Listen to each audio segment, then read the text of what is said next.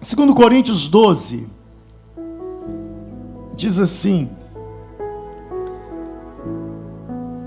é necessário que eu continue a gloriar-me com isso, ainda que eu não ganhe nada com isso. Passarei as visões e revelações do Senhor. Conheço um homem em Cristo que há 14 anos foi arrebatado até o terceiro céu. Se foi no corpo ou fora do corpo, não sei. Deus o sabe. E sei que esse homem, se no corpo ou fora do corpo, não sei, mas Deus o sabe, foi arrebatado ao paraíso e ouviu coisas indizíveis, coisas que ao homem não é permitido falar. Nesse homem me gloriarei, mas não em mim mesmo, a não ser em minhas fraquezas. Mesmo que eu preferisse gloriar-me, não seria sensato, porque estaria falando a verdade. Evito fazer isso para que ninguém pense a meu respeito, mais do que em mim vê ou de mim ouve. Para impedir que eu me exaltasse por causa da grandeza dessas revelações, foi-me dado um espinho na carne, um mensageiro de Satanás para me esbofetear. 3 vezes roguei ao Senhor que o tirasse de mim, mas ele me disse: minha graça te basta, minha graça é suficiente a você, pois o meu poder se aperfeiçoa na fraqueza. Portanto, eu me gloriarei ainda mais alegremente em minhas fraquezas, para que o poder de Cristo repouse em mim. Por isso, por amor de Cristo, alegro-me nas fraquezas, nos insultos, nas necessidades, nas perseguições, nas angústias, pois quando estou fraco, é que sou forte. Senhor, eu quero te agradecer pela leitura da tua palavra nessa manhã. E mais uma vez eu te peço que o Senhor me dê a graça, a sabedoria para comunicar essa palavra ao teu povo. Em nome do teu Filho Jesus. Amém. Eu quero falar com vocês sobre a pedagogia da dor, a pedagogia do sofrimento. Por que pedagogia? Porque a maneira como você vê a sua dor, a maneira como você vê o seu sofrimento, vai definir a sua vida. Eu não posso enxergar as minhas fragilidades, as minhas fraquezas, os meus sofrimentos, os meus fracassos, como um coveiro. Mas eu preciso enxergar tudo isso que eu não gostaria de viver como um professor. Porque o coveiro, tudo que o coveiro pode fazer com uma pessoa é enterrá-la e sepultá-la. Mas um professor pode ensinar. Então as suas dores, então os seus sofrimentos, os seus fracassos, não podem ser o seu coveiro. Eles precisam ser o seu professor. Diga: as minhas dores, os meus sofrimentos, os meus fracassos, não são os meus coveiros, são os meus professores. E você entendeu por que é um professor e não um coveiro? Porque você aprende e não é sepultado, não é enterrado. Todos nós passamos por momentos difíceis na vida. Essa carta de Paulo aos Coríntios, 2 Coríntios, ele já tinha escrito uma carta e agora ele escreve a segunda, que se deu entre 55 e 56 depois de Cristo. Paulo, ao escrever essa carta, ele passava por um momento de uma tensão ministerial.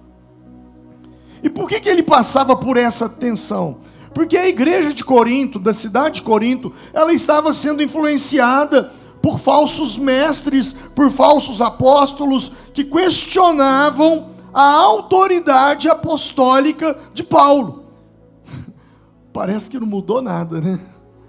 2000 anos se passaram e ainda existe um monte de gente que fica questionando a autoridade pastoral de outras pessoas. Se você for para a internet, tem gente que fala que o que a gente prega aqui não é certo. O tempo todo você será questionado. Sempre vai ter alguém que fale. E o dia que você cair na deles e falar, então eu vou mudar a minha maneira e vou fazer do jeitinho que eles falam. Aí você começar a fazer do jeitinho que eles falam, eles vão arrumar uma outra coisa para falar que você está errado. Porque quem quer, dá um jeito. Quem não quer, sempre terá uma desculpa para te criticar. Então, nem sempre é sobre o que você fala, ou o que você faz. É sobre você, é o seu crescimento, é a graça de Deus sobre a sua vida. Sempre atrairá pessoas para questionar. E aqui eles estavam questionando o ministério apostólico de Paulo. E esses líderes, Paulo os chama ironicamente de superapóstolos. Em 2 Coríntios 11:5 ele diz: não me julgo nem um pouco inferior a esses o quê? Superapóstolos. Porque aqueles superapóstolos, eles valorizavam a eloquência, o poder. Se fosse nos dias de hoje, eles revelavam até CPF. Já viu falar isso? Tem um pastor aí muito abençoado, revela até o CPF. Aí ele vai e te pede o número do meu telefone. Não dá não, porque tinha que revelar o número do telefone também. Então Paulo, essas coisas que a gente vive hoje já existia. Eram homens que estavam em busca de prestígios. E valorizavam tais experiências. E em resposta, Paulo apresenta uma visão radicalmente diferente do ministério cristão. Em vez de exaltar as suas conquistas, ele revela as suas lutas, ele revela as suas perseguições, ele revela os seus sofrimentos, ele revela as suas fraquezas. Ele fala: olha, eu conheço um homem que há 14 anos foi arrebatado ao terceiro céu. Ele estava falando dele, de uma experiência que ele teve. E fala-se terceiro céu porque o judeu, naquela época, eles criam em 3 céus. O primeiro céu é o céu aonde a vista alcança. O segundo céu é o céu até onde a águia voa. E o terceiro céu é o céu que Paulo depois chama das regiões celestiais, aonde habita Deus e seres espirituais. Paulo agora começa a dizer: olha, eu tive uma experiência, eu fui arrebatado, eu ouvi coisas lá que ninguém falou ainda, mas, para que eu não me exaltasse, porque os outros se exaltavam, porque a partir do momento que você começa a falar que está todo mundo errado e você certo, então você é o bambambam. Hoje eu entro nas redes sociais, tem hora que me dá uma preguiça, porque eu vejo tanto crente atacando crente, que o diabo falou assim: eu vou sair de férias, eu não preciso trabalhar mais. É calvinista atacando arminiano, é pentecostal atacando tradicional, é neopentecostal atacando conservador, e vocês perceberam isso? E só tem um que ganha com isso: o diabo. Então Paulo diz: olha, a minha experiência com Deus foi tão forte, mas para eu não me exaltar, Deus permitiu um espinho na carne, a saber, um mensageiro de Satanás para me esbofetear. E até isso dá polêmica, porque aí uns vão falar que esse espinho na carne era uma tentação, Outros vão falar que esse espinho na carne era uma enfermidade física. Outros vão dizer que era uma perseguição, que era uma oposição. Ele escrevendo em Gálatas, ele fala de uma enfermidade que ele estava nas vistas, nos olhos. Há muitas especulações. Porém, eu penso que o Espírito Santo, ele não revela a identidade desse espinho, justamente para que todos nós crentes, ao lermos isso, e em qualquer geração, possamos nos identificar com as nossas próprias dores. Essa dor que você está vivenciando na sua vida, é um espinho na carne. Esse sofrimento que você tem passado, é um espinho na sua carne. E nem sempre Deus remove aquilo que nos faz sofrer. Mas Deus sempre concede graça suficiente para nós suportarmos. O Senhor responde à oração de Paulo, não com a remoção do problema, mas com uma promessa: a minha graça te basta, e o meu poder se aperfeiçoa na fraqueza. Aquele espinho, ele tinha um propósito. Tem espinho, tem luta que Deus não tira, porque é nela que você aprende a depender dEle. Às vezes a dor grita, às vezes parece que tudo vai desmoronar, mas Deus, Ele não permite que você enfrente nada, absolutamente nada, sem que haja um propósito. Cada prova que você passa, cada dificuldade que você enfrenta, cada ferida que você carrega uma lição. E quem aprende a confiar no deserto, floresce também na abundância.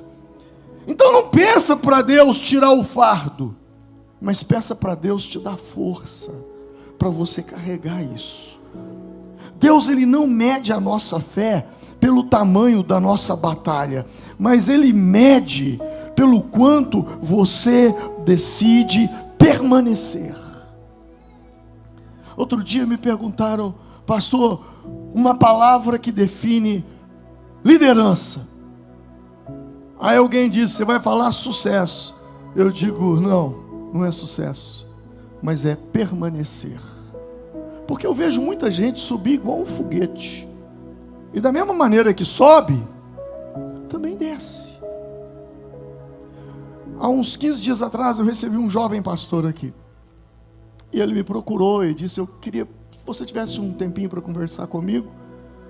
Eu parei minha agenda e fui conversar com ele.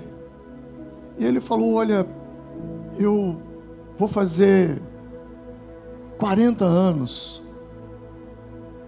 E desde os meus 15 anos que eu estou servindo na igreja. E desde os meus 15 anos que eu te conheço. Eu era um adolescente, você já era um pastor. E eu me inspirava muito em você. Os anos se passaram. Hoje eu era pastor de uma igreja, estava auxiliando. O meu pastor jubilou e agora eu assumi a frente da igreja. E eu queria que você me aconselhasse. Mas eu podia ter pedido para outras pessoas. Mas sabe o que me trouxe aqui? Eu falei: não, o quê? Ele falou: não é porque a sua igreja é grande, não é porque você é um pregador eloquente, não é porque você é um grande líder. Eu falei: mas por quê? Ele falou: porque tem mais de 30 anos que eu te sigo, e eu nunca vi um escorregão seu.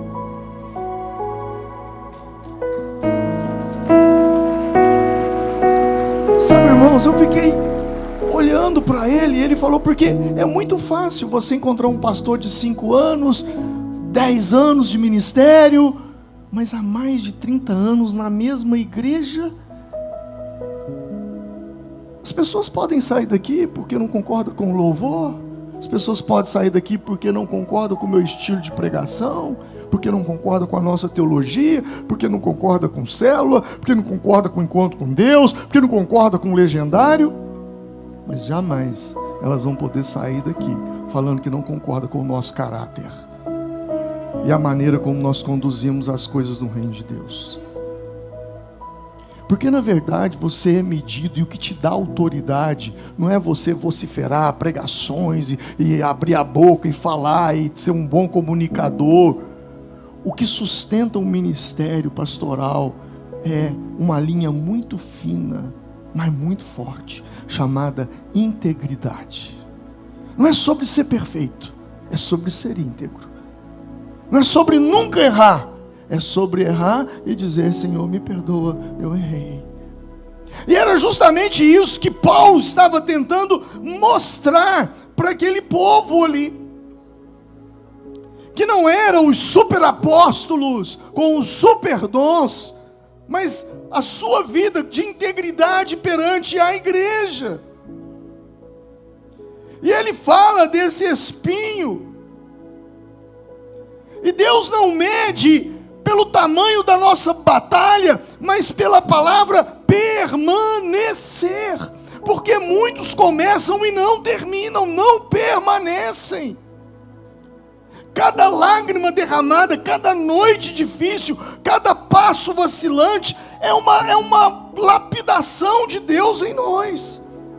Quando o propósito se cumprir, aí você verá que aquilo tinha nome: preparação. Até porque a dor é uma escola, e nós aprendemos na dor.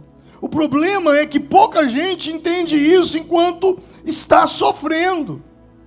Talvez o que você chama de sofrimento, Deus está chamando de treinamento.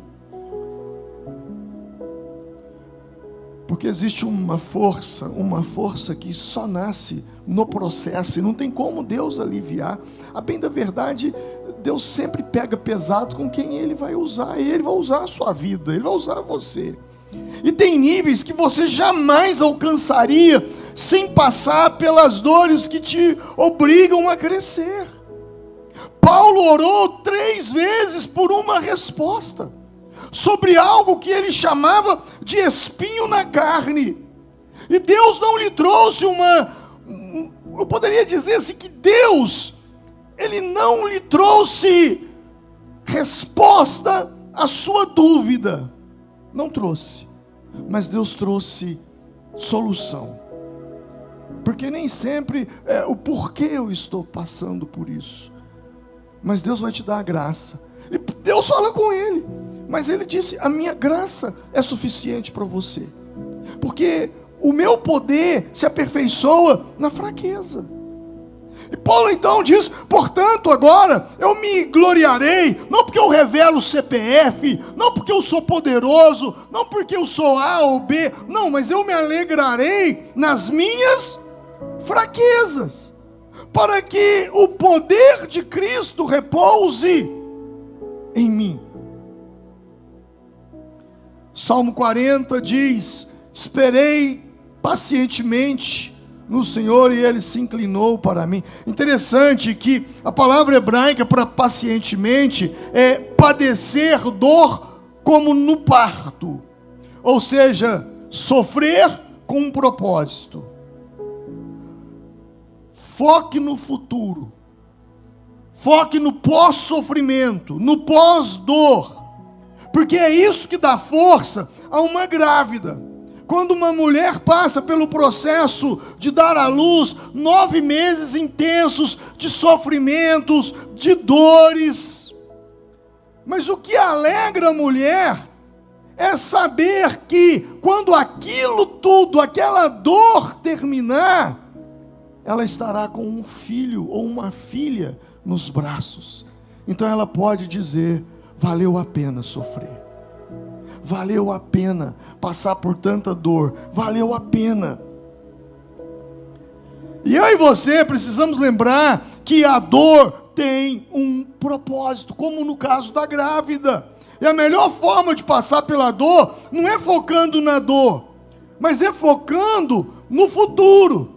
E Paulo, nessa segunda carta, no capítulo 4 aos Coríntios, ele fala: pois os nossos sofrimentos leves, aí ele chama, leves e momentâneos, estão produzindo para nós uma glória eterna que pesa mais do que todos eles. E o que Paulo chama de sofrimento leve?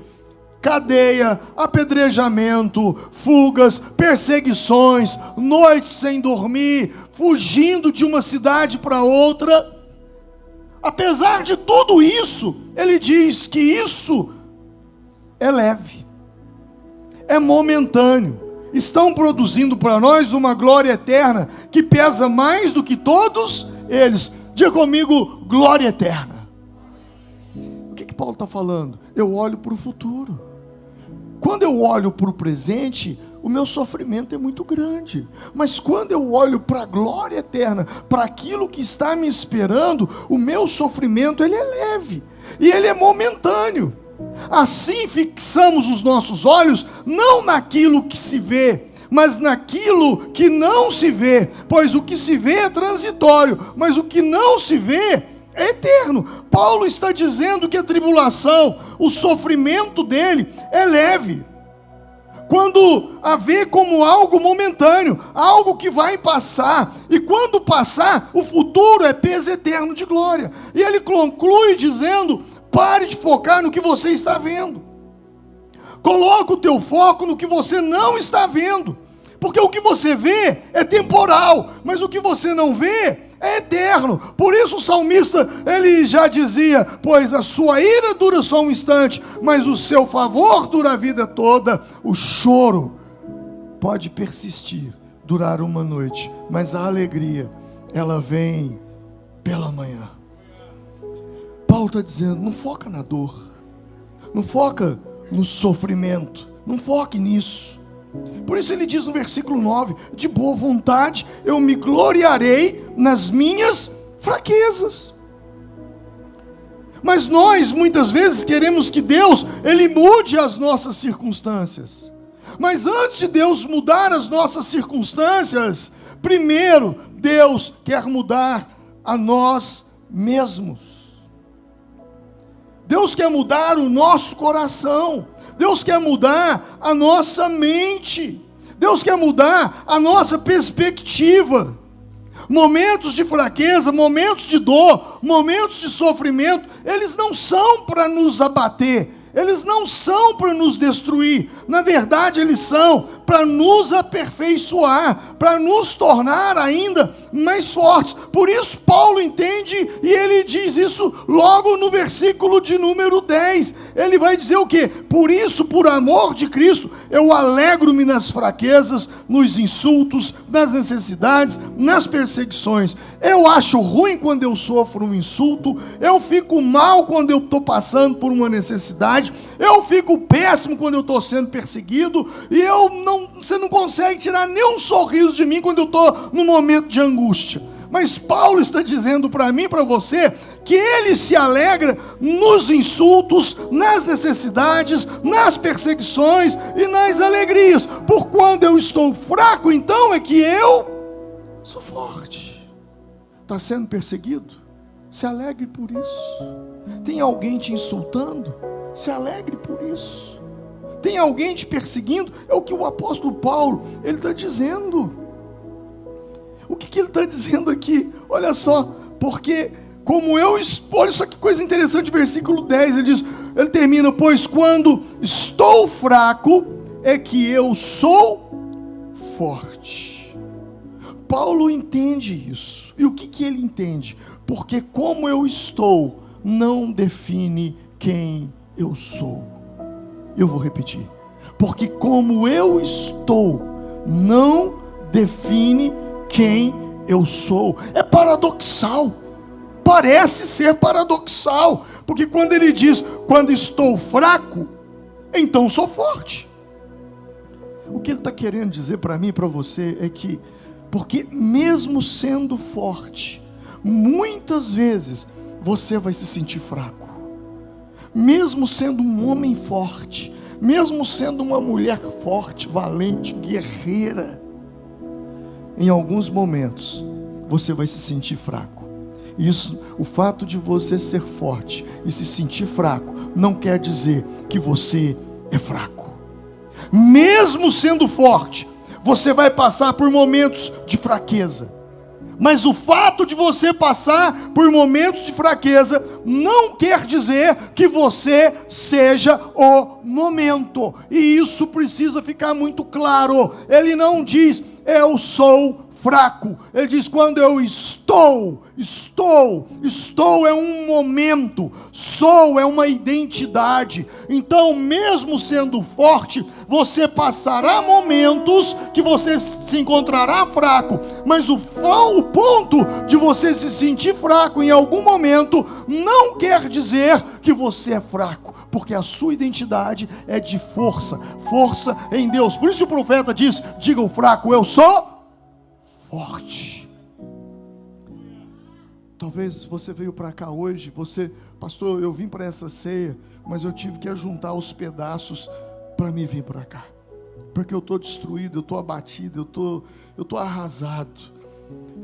Mas eu vim aqui te dizer que o seu momento não define a sua identidade, mas não define mesmo, porque todos nós enfrentaremos momentos difíceis, mas o momento não nos define. E eu e você, e ninguém, temos o direito de julgar alguém pelo momento em que ele vive. Quando eu chegar no céu, eu vou procurar uma pessoa para pedir perdão. E eu vou pedir perdão para a mulher de Ló. Eu já defini isso. Porque quando você abre o livro de Jó, mulher de Jó, eu disse Jó? Então a mulher de Ló, não vou pedir perdão para ela. Eu vou pedir, porque ela me ensinou muito também. Não olhar para trás. Mas a mulher de Jó, eu vou ter que pedir perdão para ela. Olha o que diz o versículo 9. Sua mulher lhe disse, você ainda mantém a sua integridade? Amaldiçoe a Deus e morra. Olha o que a mulher dele falou para ele. Você ainda mantém sua integridade? Amaldiçoa a Deus e morra. Quando eu pego esse versículo, eu falo, que mulher incrédula. Meu Deus do céu, isso aqui não é mulher, isso é um espinho na carne. Se eu julgo ela por esse versículo, eu encontro uma mulher fraca na fé. Mas quando eu vejo um contexto, uma mãe sepultando 10 filhos, 10 caixões, no mesmo dia, perdendo tudo, perdendo a sua família, perdendo sua casa, perdendo seus filhos, e vendo o seu marido se coçando com um caco de telhas. Esse versículo não define a mulher de Jó. Não define.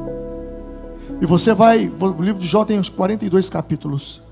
Você vai pegar todos os 42 capítulos do livro de Jó, e você vai ver que lá no capítulo 42, ele ainda continua com a mesma esposa. Aquela mulher passou por tudo aquilo com ele. Por tudo aquilo. Atitudes falam mais que palavras. Aqui é a boca de uma mãe que enterra 10 filhos. Mas os 42 capítulos é o comportamento de uma mulher que está do lado do marido, sofrendo tudo que ele está sofrendo e não larga a mão dele. Nós poderíamos dar um aplauso para essa mulher, não poderíamos? A gente tem muito a aprender com ela. A gente tem muito a aprender com ela. Às vezes nós vamos passar por situações que parecem até uma prensa. A Bíblia vai nos dizer em Mateus capítulo 26, 36. Então Jesus foi com seus discípulos para um lugar chamado Getsemane. Ele lhes disse, sentem-se aqui enquanto eu vou ali orar.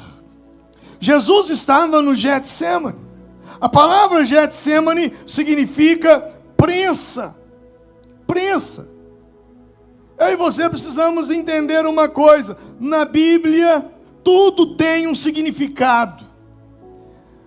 Jesus foi para o Getsemane e lá ele suou gotas de sangue, porque Getsemane significa o quê? Prensa. no Jardim dos Oliveiras ou no Jardim do Getsemane havia muitas oliveiras e lá havia prensas aonde eles prensavam as azeitonas para extrair o azeite. Por isso Getsemane, lugar da prensa. E Jesus vai justamente para aquele lugar, para mostrar para mim e para você que ali ele estava sendo prensado, ele estava sendo moído naquele lugar. Às vezes as lutas são tantas que parece que nós estamos sendo prensados. Parece que você está numa prensa. É problema financeiro de um lado, é crise emocional do outro, é uma enfermidade que ataca.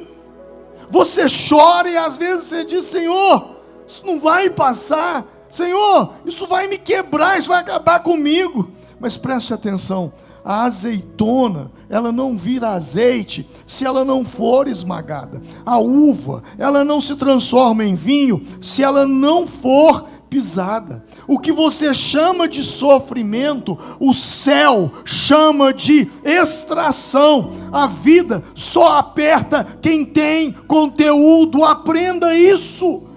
Se você está passando por uma prensa, é porque você tem conteúdo.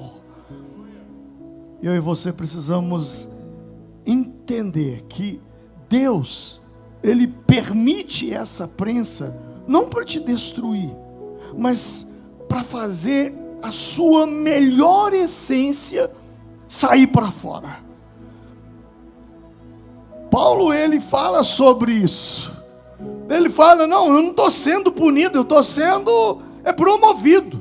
2 Coríntios 4, 7, 8 diz: mas temos esse tesouro em vasos de barro, para mostrar que este poder, que a tudo excede, provém de Deus e não de nós. E de todos os lados somos o quê?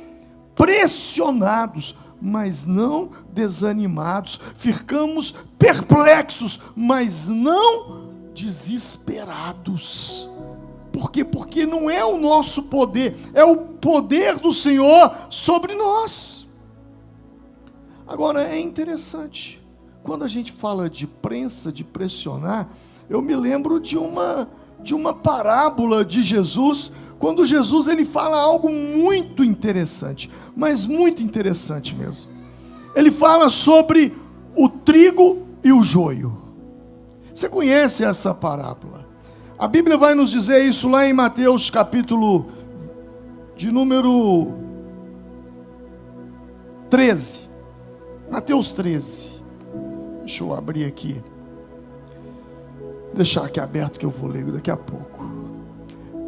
Enquanto os falsos apóstolos falavam de triunfalismo, é só vitória, você vai estar em Cristo, é só você não vai conhecer a derrota mais, você vai viver de glória em glória, iludindo o povo.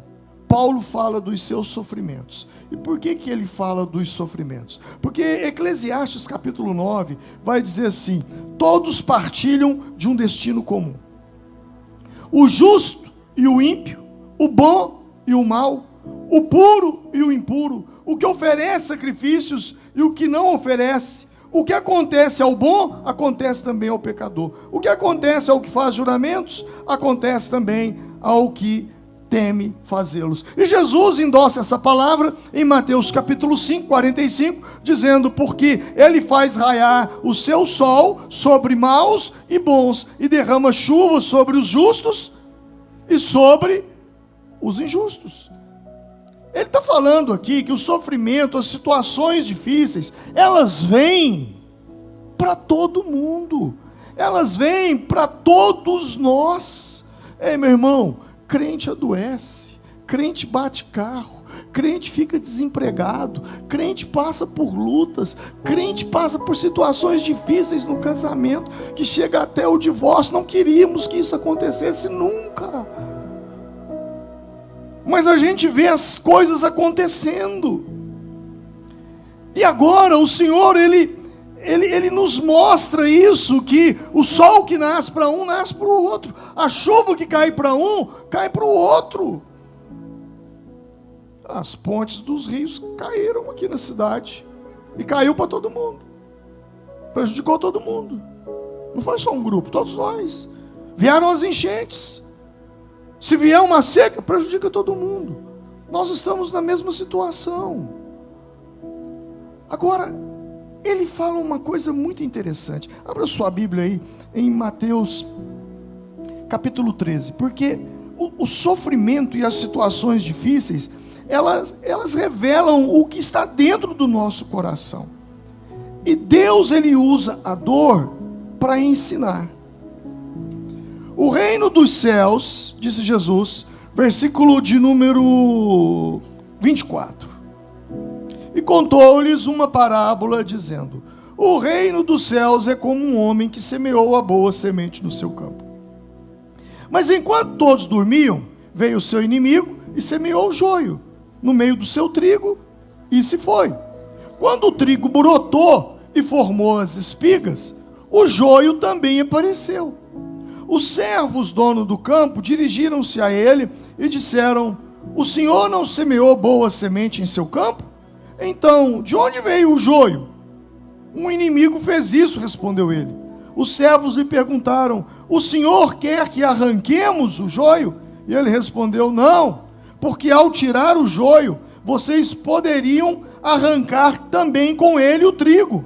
Deixem que cresçam juntos até a colheita. Então direi aos encarregados da colheita: juntem primeiro o joio e amarrem-no em feixes para ser queimado. Depois juntem o trigo e aguardem no meu celeiro. O que Jesus está nos ensinando aqui? Trigo e joio. O joio é uma planta que parece muito com o trigo. Ele conta uma parábola de um homem que fez uma grande plantação de trigo, mas o inimigo veio de noite e semeou o joio no meio do trigo. E o trigo e o joio, eles cresceram juntos. Os empregados vieram e disseram: olha, o senhor plantou uma boa semente? Parece que não, porque nasceu o joio. Ele disse: não, foi o inimigo que semeou o joio no meio do trigo. Irmãos, nós estamos vivendo uma epidemia.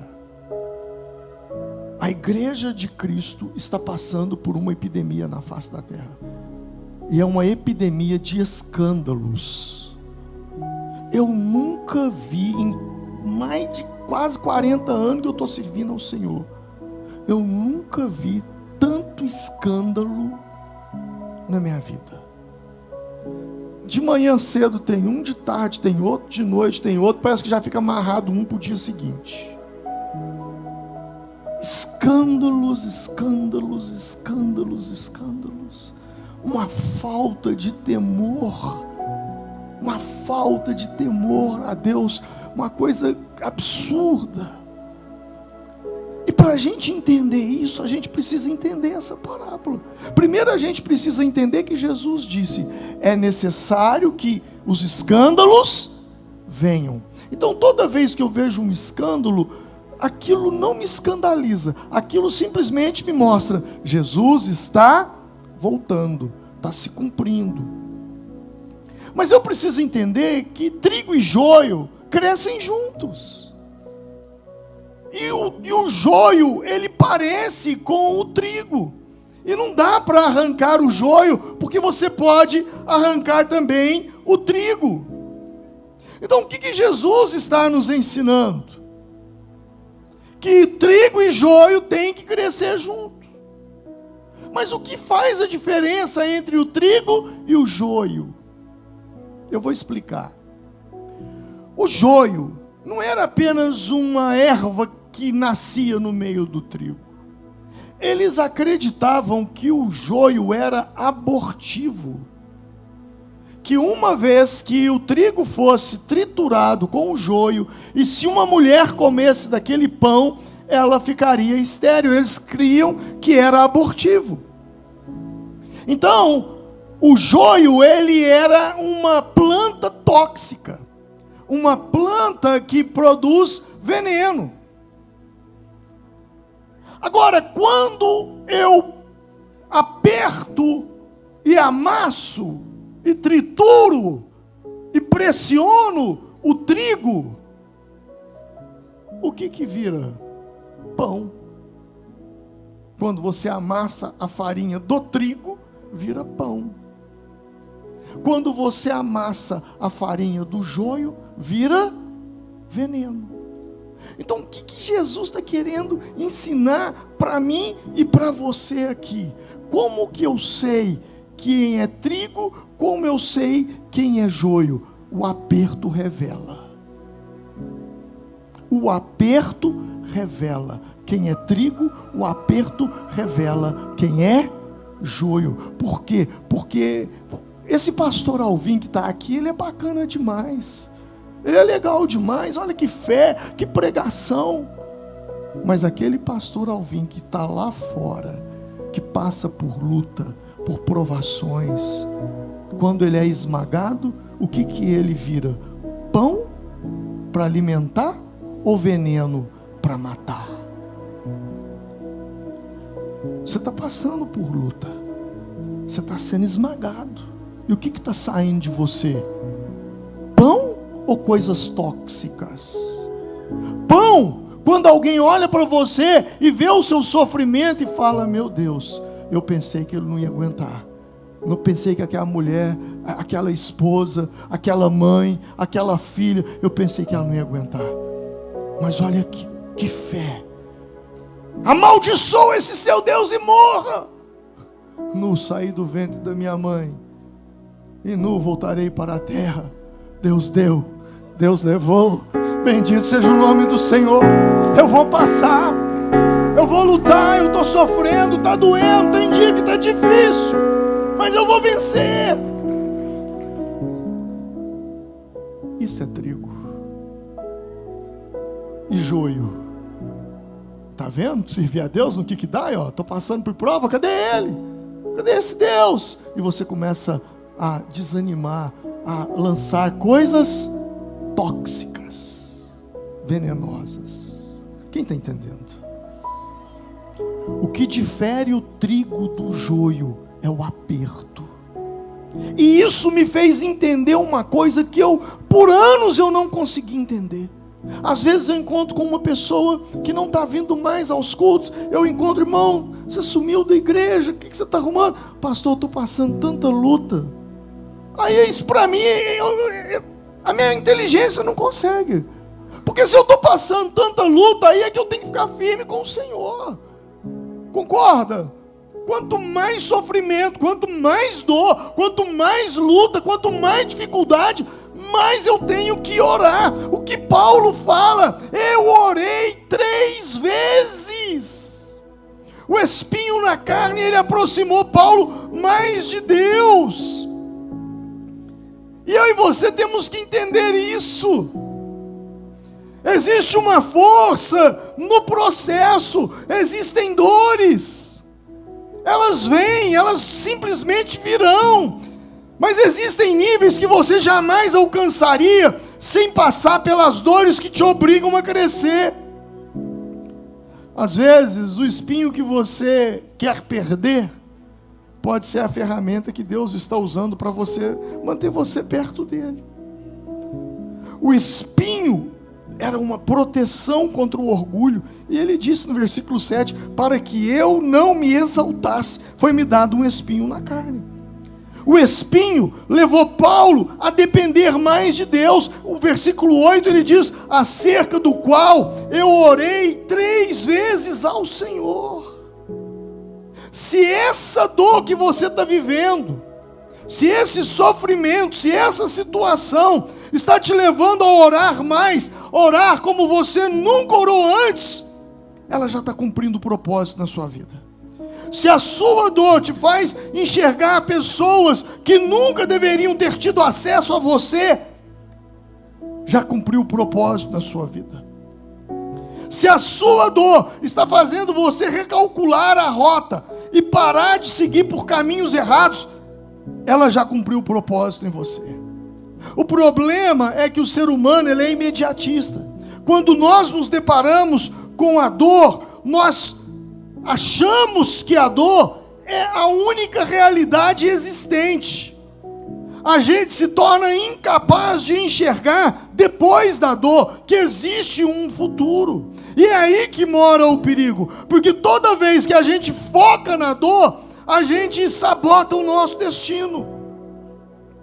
Eu e você precisamos entender que existem dores, e existem dores que parecem que vêm para quebrar ciclos doentios em nossas vidas. Existem dores, e eu poderia dizer que elas surgem para tirar ídolos do nosso coração. Existem dores que aparecem para expor ilusões, fantasias que nós temos na nossa mente. E se está doente, chore. Se está doendo, chore. Se está sofrendo, viva o seu luto. Se permita sofrer por um período de tempo, um tempo ali pré-estabelecido, mas não faça uma aliança com o luto. Não faça uma aliança com a dor. Porque quando você faz uma aliança com o luto, quando você faz uma aliança com a dor, quando você permanece por mais tempo em um local que não é o seu destino, mas sim uma estação que vai passar, se você não sai na hora certa, você compromete o seu futuro. E esse sair, eu não estou falando de um lugar externo, mas de um lugar dentro de você, que você precisa sair. Nós não podemos permitir que a dor comprometa o nosso destino. Eu gosto muito de Davi, quando aquele texto, quando o seu filho está doente, e ele jejua, e ele ora pela saúde do filho, e eles chegam e dizem: rei, come, já tem dias que você não come. E ele: não, eu não posso comer. Ele orou, jejuou. O menino morreu. Chegaram: rei, o filho morreu.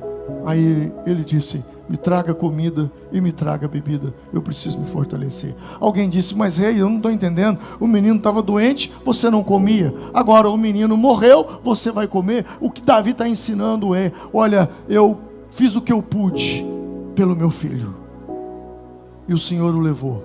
Agora deixa eu ficar forte para fazer o que eu posso pelos que ficaram vivos. Você está entendendo isso?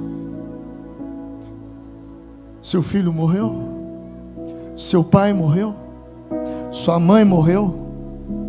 Chore, viva o luto, mas tem alguém que ainda está vivo, que precisa de você.